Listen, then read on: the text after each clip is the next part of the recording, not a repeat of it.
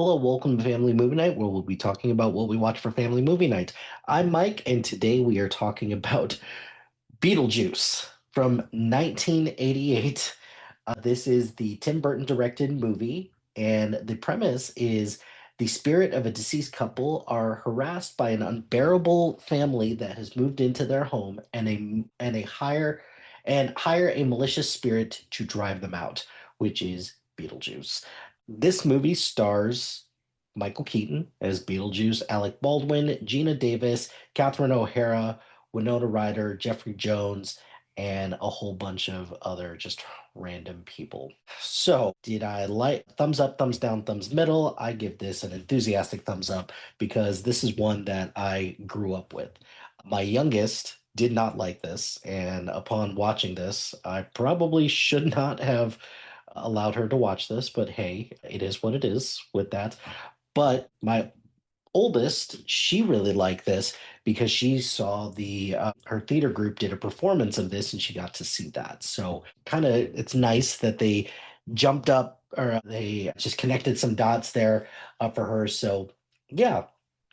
So I grew up with Beetlejuice as a movie that watched a lot. I also watched the animated series a lot growing up. So this one is just a staple for me. So upon rewatching it, some of the things that I like about this, Michael Keaton, just this performance is unlike anything that he's ever done. And I think it just goes to show that like you put someone in in the right place at the right time.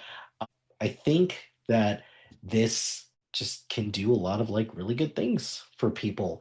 In addition, I liked the dynamic between Gina Davis and Alec Baldwin. I think for Alec Baldwin in particular, this is a more subtle performance than we're used to with him. No shouting, none of that crap. So that was kind of nice to see.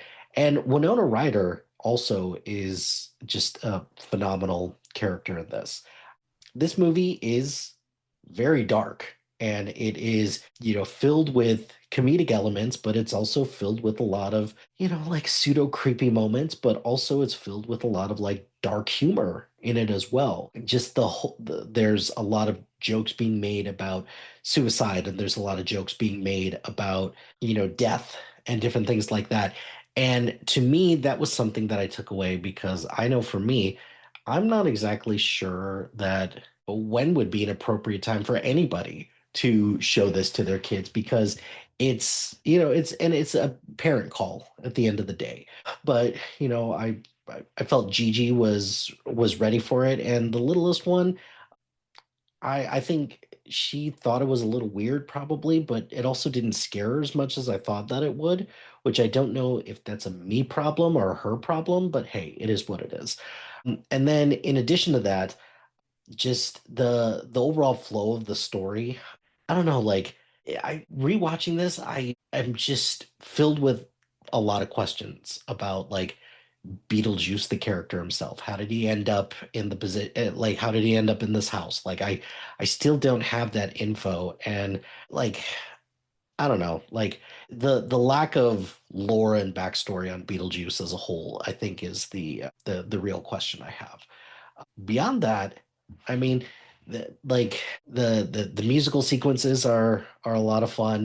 The plot doesn't make a lick of sense. Like you have a ghost that or like a poltergeist or a bioexorcist, as he calls himself, that needs to have his name said 3 times in order for him to appear, and that's the only way that he can be brought back into where he was before in his like shrunken little city. I don't understand that, but whatever, that's fine. And in order for him to, be permanently in the human world, he has to get married. Like, okay, great. I'm still not exactly sure what the deal is with that, but whatever. Like it's a fun movie. It's one that it does require you a little bit to turn off your brain a little bit. What did I learn from this?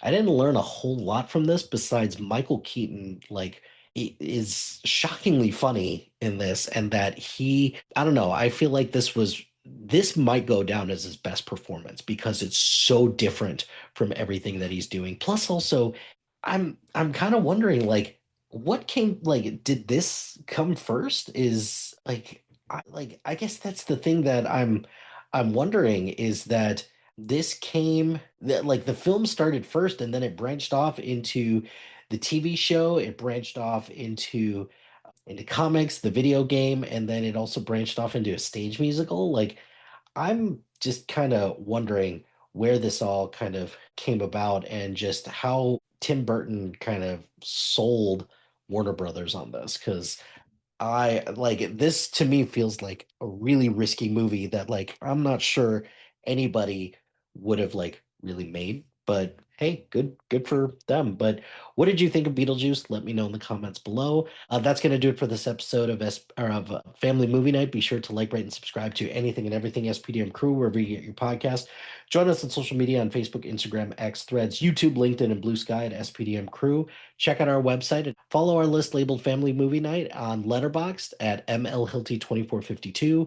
Shout out to HiFlyer Creative Studios for making our awesome logo. Greatly appreciate their support. And if you have any marketing, logo, or brand standard needs, contact them at HiFlyerCreative.com.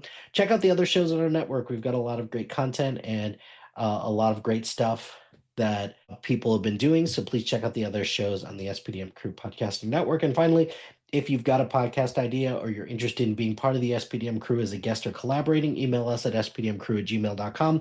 Until next time, happy watching, friends.